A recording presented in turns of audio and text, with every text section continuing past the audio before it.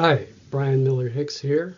I am an engineering geologist, and this is the next in a series of PowerPoint videos on engineering geology.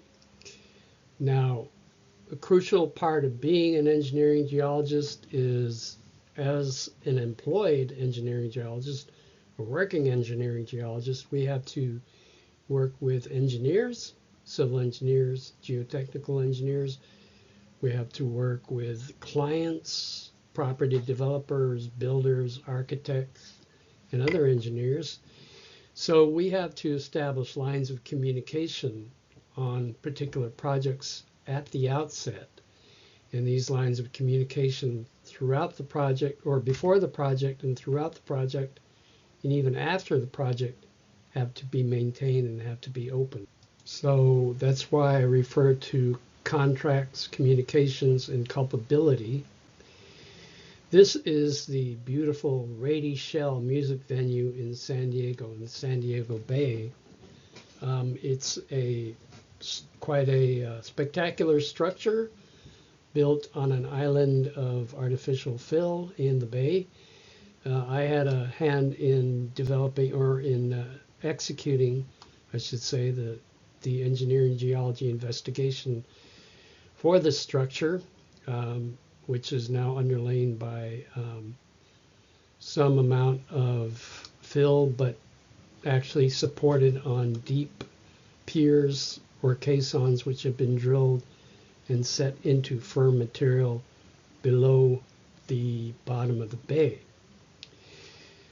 Okay,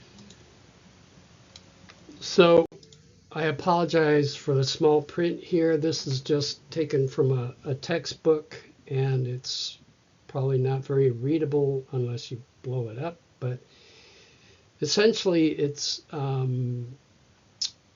pathways that the engineering geologist, the client, and other parties have to follow in starting up a project and maintaining communication throughout the project. For example, down here it says the client employs a civil engineering contractor to build the bridge.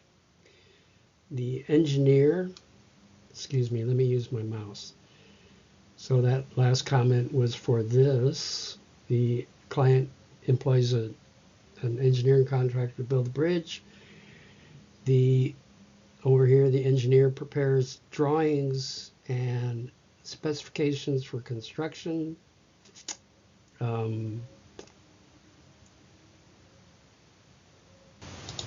Over here it says the engineer specifies the ground investigation, which would be conducted by geotechnical engineers and engineering geologists.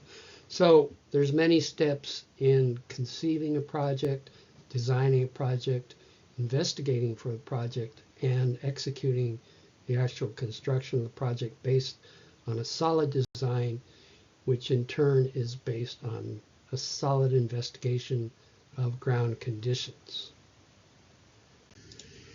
So again, I apologize, there's a lot of words here, but this is just an example of one of many proposals that I wrote for something called a fault investigation. What does that mean? Well, whenever a project is proposed in a zone or area where known mapped faults may lie underground, a fault investigation has to be conducted. What it says here, the city of San Diego requires a fault investigation on properties within the city of San Diego downtown special fault zone, and they've got documents that show these zones. The zones encompasses an area where mapped and potentially active faults are known to exist. Now, an active fault is a fault that's been proven to have failed or broken in the last 11,700 years. A potentially active fault is a fault where the evidence maybe is not there, where it's uncertain, or it has failed somewhere older than 11,700 years and maybe younger than 1,000,000 or so years. So the investigation must follow current standards of practice, guidelines for geotechnical reports, and fault rupture hazard reports. So how do we determine the presence or absence of faults? We review the literature, excavate trenches, map what we see on the sidewalls of these trenches in detail, and this takes careful observation, knowledge of what faults look like, knowledge of what fault features look like. And it's important to know that you have to go through any young recent fill where if there may have been a fault going to the surface of the ground, that's been obscured by grading and by artificially placed fill. So you need to get into the natural formation and soils to determine and identify fault features. Geologists propose to excavate a single trench. Then, after the trench walls have been logged and mapped and any fault features identified or fault features not identified, then a fault investigation report has to be prepared. A narrative description, graphic logs showing the stratigraphic relationships. Okay, so the opinions and conclusions are based on the consultant's visual observations. The report submitted to the City of San Diego as part of project processing. The city may well, and I've had this experience many times, they request or require additional information to be gathered. Professional judgments are based only on data collected during the investigation. So there you have it. That's the outline of a fault investigation proposal.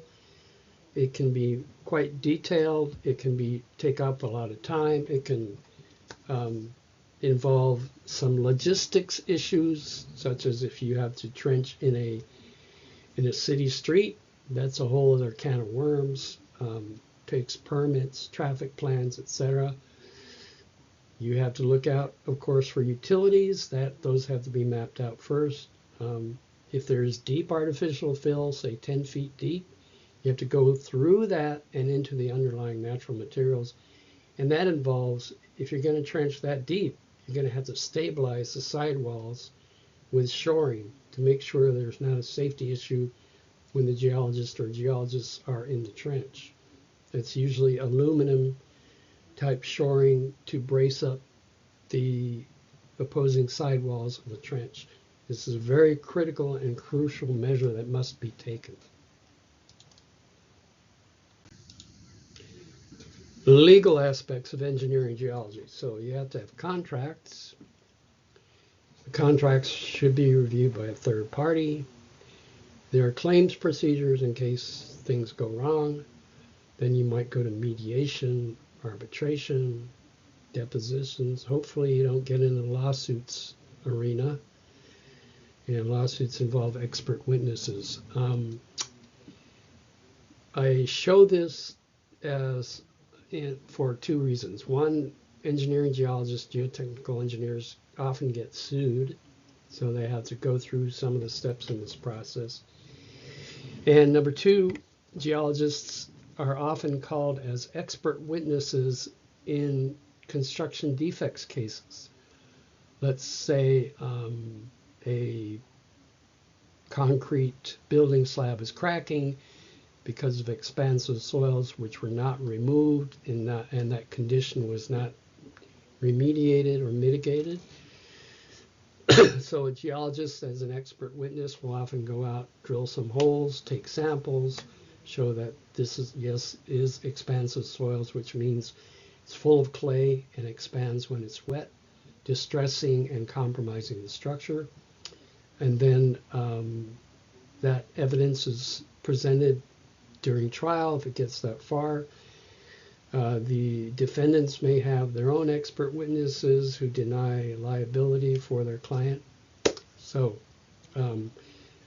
that's a basic approach for this slide PowerPoint presentation, is to show you the various parties that are involved in preparing a geotechnical engineering geology investigation and carrying them through. The various parties involved may include builders, developers, owners, property owners, architects, geotechnical engineers, geologists and engineering geologists, and so forth. So thanks for watching.